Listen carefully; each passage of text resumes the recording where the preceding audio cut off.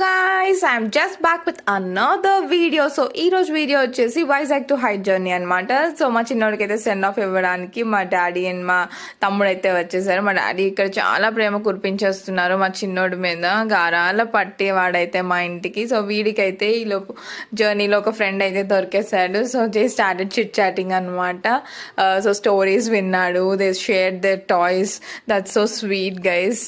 So meanwhile మా చిన్నాన్న dinner ఇవ్వడానికి అయితే వచ్చేసారు. ఈ లోపు వీడు ఎత్తుకోమని అడిగేస్తున్నాడు.